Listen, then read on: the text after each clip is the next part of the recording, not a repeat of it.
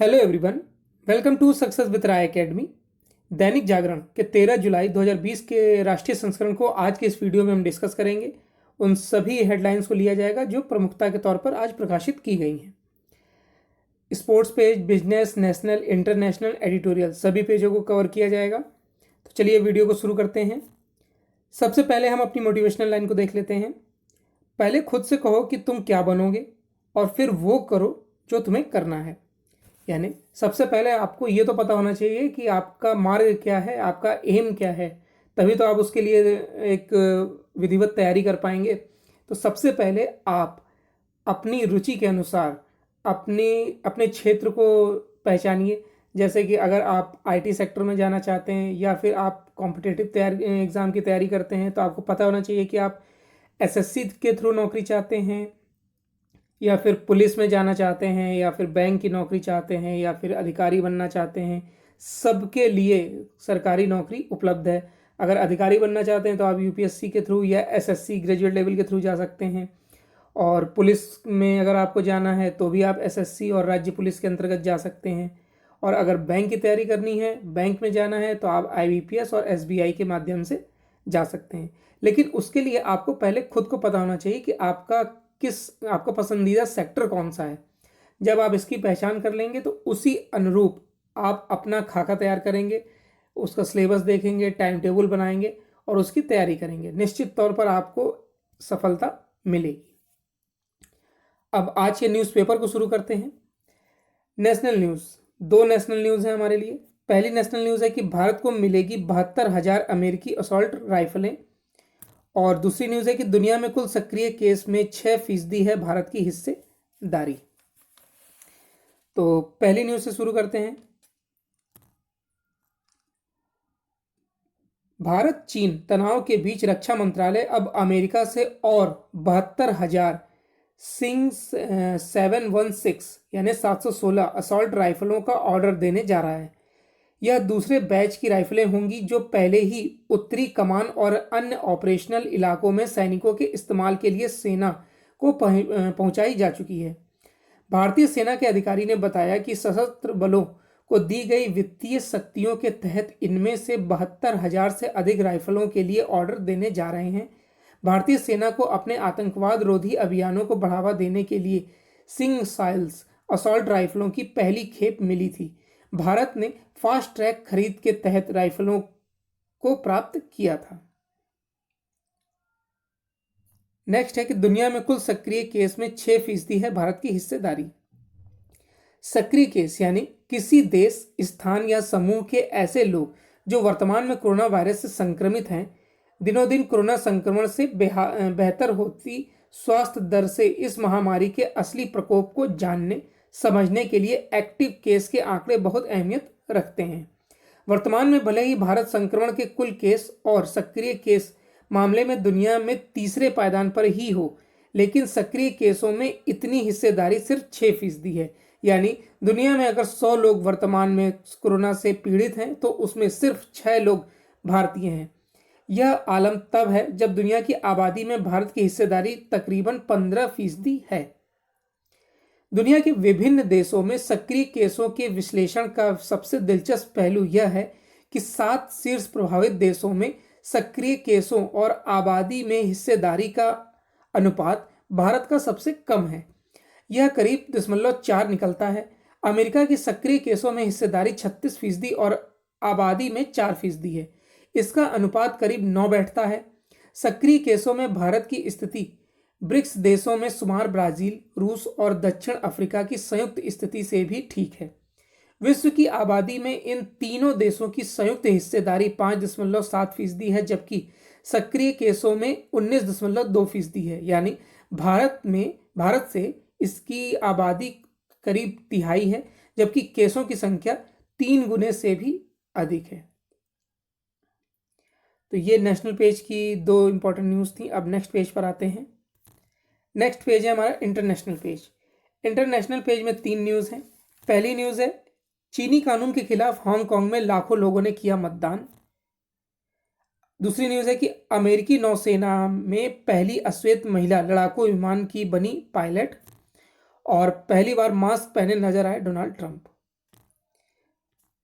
पहली न्यूज से शुरू करते हैं कि चीनी कानून के खिलाफ हांगकांग में लाखों लोगों ने किया मतदान। चीन द्वारा हांगकांग पर थोपे गए राष्ट्रीय सुरक्षा कानून के खिलाफ वहां के लोगों ने सांकेतिक विरोध प्रदर्शन का अनोखा तरीका अपनाया है। इस कानून के खिलाफ हांगकांग के लोकतंत्र समर्थक आंदोलनकारियों ने शनिवार और रविवार को मतदान का आयोजन किया। माना जा रहा है कि यह अनौपचारिक मतदान सितंबर में होने वाले विधायी परिषद चुनाव के लिए मजबूत उम्मीदवार के चयन में सहयोग करेगा।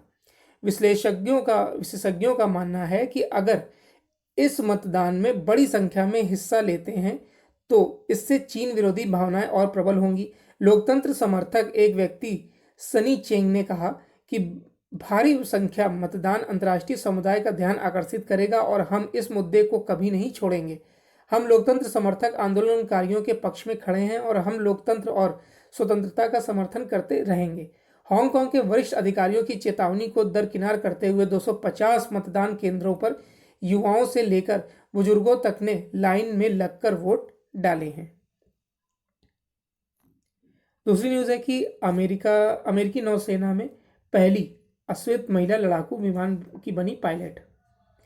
अमेरिकी नौसेना ने पहली बार नौसेना में किसी अश्वेत महिला के लड़ाकू विमान पायलट बनने का स्वागत किया है। नौसेना ने गुरुवार को ट्वीट किया कि इतिहास रचते हुए लेफ्टिनेंट जे.जी. मेडलाइन स्वीगल ने नौसेना पायलट स्कूल का कोर्स पूरा कर लिया है। उन्होंने इस महीने के अंत में फ्लाइट अधिकारी का बैच मिलेगा। इस बैच में विंग्स ऑफ गोल्ड के नाम से जाना जाता है। नौसेना वायु प्रशिक्षण कमान ने ट्वीट किया है कि स्वीगल नौसेना की पहली ज्ञात अश्वेत महिला टैक्टिकल एयरक्राफ्ट पायलट हैं। नेक्स्ट न्यूज है, पहली बार मास्क पहने नजर आए डोनाल्ड ट्रंप। अमेरिकी राष्ट्रपति डोनाल्ड ट्रंप शनिवार को एक सैन्य अस्पताल के दौरे के समय पहली बार सार्वजनिक तौर पर मास्क पहने नजर आए। यह पहली बार है जब स्वास्थ्य विशेषज्ञों की सलाह के मुताबिक कोरोना वायरस महामारी से बचने के लिए ट्रंप अपने चेहरे को ढके हुए दिखाई दिए। हालांकि इसे उनकी निजी यात्रा माना गया था। ट्रंप कोरोना मरीजों की देखभाल कर रहे स्वास्थ्यकर्मियों और घायल सैन्यकर्मियों से मिलने हेलीकॉप्टर से उपनगरीय वाशिंगटन स्थित Walter read national military medical centre पहुंचे थे। तो ये इंटरनेशनल पेज की 3 न्यूज़ थी। नेक्स्ट पेज पर आते हैं। नेक्स्ट पेज है हमारा बिजनेस पेज। बिजनेस पेज में हमारे लिए 2 न्यूज़ हैं। पहली न्यूज़ है, ब्रिटेन यूरोपीय देशों से तत्काल FTA होगा। यहाँ पर FTA के पक्ष में है भारत। और दूसरी न्यूज़ है, कृषि क्षेत्र बनेगा अर्थव्यवस्था का खेवनहार। पहली न्यूज़ देख लेते हैं। चीन से निकलने वाली विदेशी कंपनियों को भारत लाने के लिए सरकार हर हाल में यूरोपीय यूनियन और यूके से तत्काल मुक्त व्यापार समझौता के लिए बातचीत शुरू करना चाहती है। वाणिज्य एवं उद्योग मंत्री पीयूष गोयल ने इस बात के संकेत दिए हैं कि चीन से निकलने वाली विदेशी कंपनियों को आकर्षित करने में भारत का मुख्य मुकाबला वियतनाम और थाईलैंड से है। वियतनाम ने हाल ही में EU के साथ FTA किया है, वहीं इसका FTA चीन के साथ भी है। विदेश व्यापार विशेषज्ञों के मुताबिक चीन छोड़ने वाली कंपनियां अगर वियतनाम में यूनिट लगाती हैं तो FTA होने के कारण वे अपना माल चीन और EU दोनों बाजारों में प्राथमिकता के आधार पर बेच सकेंगी। अगर EU या ब्रिटेन के साथ FTA करने में कामयाब हो जाता है तो चीन से निकलने वाले निवेशकों के बीच भारत को लेकर सकारात्मक संदेश जाएगा। उन्हें यहाँ यूनिट लगाने में फ़ायदा दिखेगा। यही वजह है कि हाल में एक कार्यक्रम में गोयल ने कहा कि ब्रिटेन के साथ FTA करने के लिए अपने अधिकारियों को 30 दिनों के भीतर भेज सकते हैं। उन्होंने कहा कि ब्रिटेन और यूरोप के अन्य देशों को भारत फर्नीचर, टेक्सटाइल, लेदर, खिलौने और आइटम भेज सकता है। यूके के साथ व्यापारिक समझौता करने के लिए भारत ब्रिटेन के स्कॉच को रियायती दरों पर बिक्री को तैयार है। शुरू में भारत 25 से 30 आइटम के साथ ब्रिटेन के साथ प्रीफरेंशियल ट्रेड एग्रीमेंट करने के लिए भी उत्सुक है। दूसरी न्यूज़ है, कृषि क्षेत्र बनेगा अर्थव्यवस्था का खेवनहार। देश का कृषि सेक्टर कोरोना की चपेट में फंसी अर्थव्यवस्था का खेवनहार बन सकता है। कोरोना की वजह से सकल घरेलू उत्पाद के साथ साथ सभी प्रमुख सेक्टरों की विकास दर में भारी गिरावट की आशंका जाहिर की जा रही है। वहीं देश में कृषि क्षेत्र में पिछले वर्ष के मुकाबले बढ़ोतरी का अनुमान लगाया जा रहा है। उद्योग संगठन फिक्की के इकोनॉमिक आउटलुक सर्वे के मुताबिक चालू वित्त वर्ष में कृषि की विकास दर 2.7% रह सकती है। सर्वे में देश की कुल विकास दर में चालू वित्त वर्ष के दौरान 4.5% की गिरावट का अनुमान लगाया गया है। अगर इकोनॉमी में सर्वश्रेष्ठ प्रदर्शन किया गया तो चालू वित्त वर्ष के दौरान जीडीपी में 1.5% तक की बढ़ोतरी संभव है। वहीं लचर प्रदर्शन की सूरत में 6.4% तक की गिरावट हो सकती है। वहीं चालू वित्त वर्ष की पहली तिमाही की विकास दर में पिछले वित्त वर्ष की सालाना अवधि के मुकाबले 14.2% की बड़ी गिरावट के संकेत दिख रहे हैं। अब नेक्स्ट पेज पर आते हैं। नेक्स्ट पेज है हमारा एडिटोरियल पेज। एडिटोरियल पेज में हर बार की तरह 3 आर्टिकल हैं। पहला आर्टिकल है कि निरर्थक आदर्शवाद का परित्याग। सरहद से जुड़े हालिया मामलों में मोदी सरकार की दृढ़ता से यही स्पष्ट होता है कि वह अनुपयुक्त आदर्शवाद के बजाय धारदार चाणक्य नीति पर चल निकली है। और इसी पर लिखा गया है यह आर्टिकल लिखा है भाजपा के राष्ट्रीय उपाध्यक्ष वैजयंत जय पांडा द्वारा। दूसरा आर्टिकल है कि एक नई खाई खोदते अर्दोगन। चर्च को मस्जिद में बदलने के तुर्की सरकार के फैसले ने विश्व के ईसाई समाज को आहत करने का काम किया है। और इसी पर लिखा गया है यह आर्टिकल लिखा है इस्लामिक मामलों के जानकार समीस सिद्दीकी द्वारा। तीसरा आर्टिकल है राजस्थान की लड़ाई। जिस तरीके से सचिन पायलट बागी तेवर अपनाए हुए हैं और वो अब कांग्रेस से अलग होने की बात कर रहे हैं, इसी पर लिखा गया है तीसरा आर्टिकल।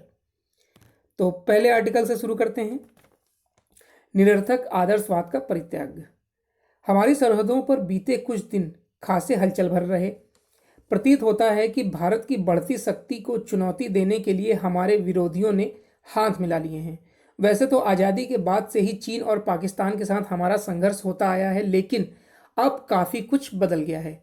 मोदी सरकार अनुपयुक्त आदर्शवाद के बजाय चाणक्य नीति पर चलती दिख रही है। लद्दाख में चीनी सेना की हरकत के बाद प्रधानमंत्री नरेंद्र मोदी ने यह स्पष्ट कर दिया है कि भारत किसी भी दबाव के आगे नहीं झुकेगा। उनके इस दृढ़ रुख के परिणाम स्वरूप चीनी सेना को अपने कदम पीछे खींचने पड़े हैं। दोनों देशों के राजनयिक तनाव घटने के लिए वार्ता में जुटे हैं। यह दृढ़ संकल्प आचरण नए दौर की चाणक्य नीति का जीवंत प्रमाण है। चाणक्य, जिन्हें कौटिल्य के नाम से भी जाना जाता है, संभवतः समग्र संसार के पहले राजनीतिक रणनीतिकार थे। राष्ट्रीय हितों की पूर्ति के लिए उन्होंने स्वयं को शक्तिशाली बनाने के साथ ही पड़ोसियों पर नजर बनाए रखने की वकालत की थी। इसके उलट आज़ादी के बाद से ही भारत आदर्शवादी विदेश नीति का पालन करता रहा है, जो वैश्विक रणनीति के वास्तविक परिदृश्य के खांचे में कभी उपयुक्त नहीं रही। चीन ने काफी पहले ही अपनी तेजी से बढ़ती अर्थव्यवस्था का अनुचित फायदा उठाना शुरू कर दिया था।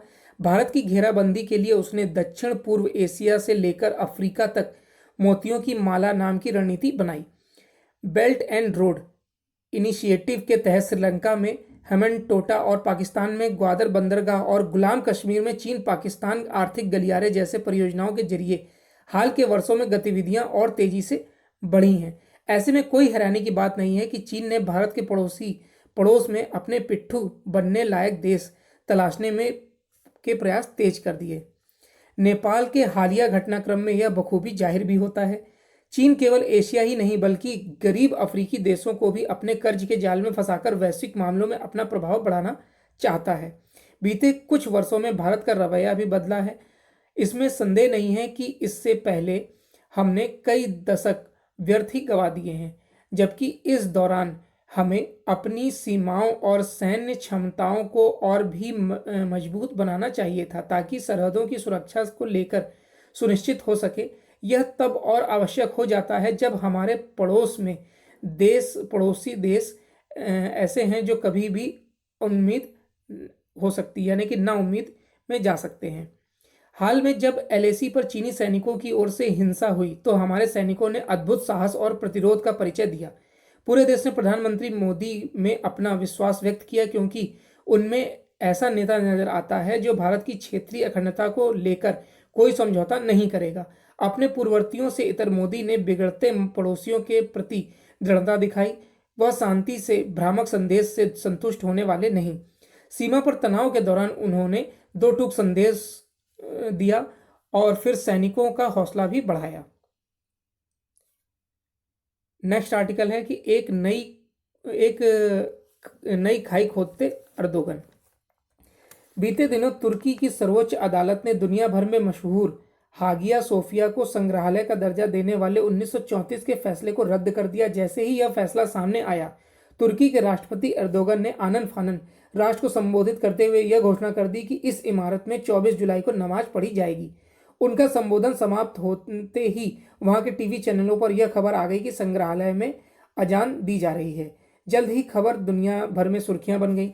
लगभग 1500 वर्ष पुराने इस स्मारक को ईसाई और मुस्लिम समाज के लोग समान तरीके से आदर देते आए हैं। इस विश्व प्रसिद्ध इमारत के इतिहास से परिचित होना आवश्यक है। हागिया सोफिया को church of the Holi wisdom भी कहा जाता है। देखिए, ये इंपॉर्टेंट है। हागिया सोफिया को church of the Holi wisdom भी कहा जाता है। इसके निर्माण का आदेश बाइजेंटीन साम्राज्य जस्टिनियन ने दिया था। जो शहर इसे बनाने के लिए चुना गया उसे उस समय कॉन्स्टेंटिनोपल के नाम से जाना जाता था। आज यह इस्तांबुल के नाम से जाना जाता है।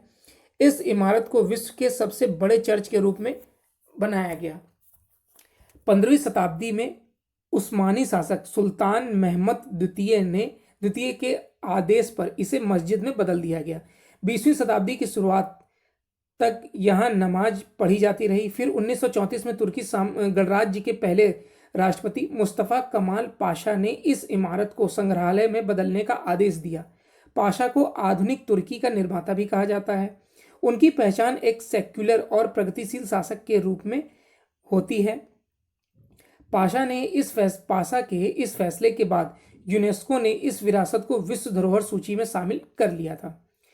इस्लामिक सिद्धांत के अनुसार दो धर्मों के इबादत घरों को एक दूसरे से काफी दूरी पर बनाया जाना चाहिए ताकि कोई विवाद ना उठ सके। यरूशलेम में मस्जिद ए उमर इस्लाम के इस सिद्धांत को दर्शाती है। इस्लाम के दूसरे खलीफा उमर इन अल खत्ताब को यरूशलेम शहर के संरक्षक सोफ्रोनियस द्वारा आमंत्रित किया गया। शहर पहुंचने पर उन्हें चर्च ऑफ द रिसलेक्शन देखने की उन्होंने इच्छा व्यक्त की। जब उमर चर्च पहुंचे तो उनकी नमाज का समय हो चुका था। उन्होंने सोफ्रोनियस से ऐसी जगह बताने को कहा जहां वह अपनी नमाज कर सकते हैं। इस पर सोफ्रोनियस ने कहा कि वह चर्च के अंदर ही नमाज अदा कर ले, लेकिन उमर ने मना कर दिया और कहा कि अगर वह आज चर्च के अंदर नमाज अदा करेंगे तो यह एक मिसाल बन जाएगी और मुसलमान इस स्थान पर मस्जिद बनाने के लिए प्रेरित हो सकते हैं। देखिए, ये उस टाइम की थिंकिंग है। यह कहकर वह चर्च के बाहर आए और एक पत्थर पर बैठकर नमाज अदा करी। आज जब तुर्की सरकार को अपनी अर्थव्यवस्था को मजबूत करने पर अपनी ऊर्जा केंद्रित करनी चाहिए थी, तब उसने धार्मिक विवाद का दरवाजा खोलने का विकल्प चुना है, और वह भी ऐसा दरवाजा जो इस्लामिक लोकाचार के विरुद्ध है। शांति और सौहार्द मानव सभ्यता की आधारशिला है। इसे संरक्षित रखना सबकी जिम्मेदारी है। यह एकमात्र विकल्प है जो मानव जाति के पास है। अब नेक्स्ट आर्टिकल पर आते हैं। राजस्थान की लड़ाई। अब यह और अधिक स्पष्ट हो गया है कि राजस्थान सरकार के डगमगाने का असल कारण उप मुख्यमंत्री सचिन पायलट की नाराजगी है। इन दोनों नेताओं के बीच की रार सामने आने के बाद कांग्रेस नेतृत्व सक्रिय तो हुआ है, लेकिन कहना कठिन है कि वह उनके बीच सुलह कराने में सफल होगा या फिर राजस्थान भी मध्य प्रदेश जैसा दिन देखने को बाध्य होगा।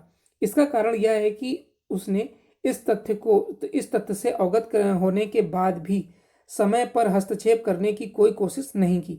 सचिन पायलट को हाशिए पर किया जा रहा है। सचिन पायलट को केवल किनारे ही नहीं किया गया बल्कि उन्हें अपमानित भी किया गया। आखिर यह उनका अपमान नहीं तो क्या है कि राजस्थान पुलिस ने कांग्रेसी विधायकों की इस खरीद फरोख्त के मामले में उन्हें नोटिस थमा दिया।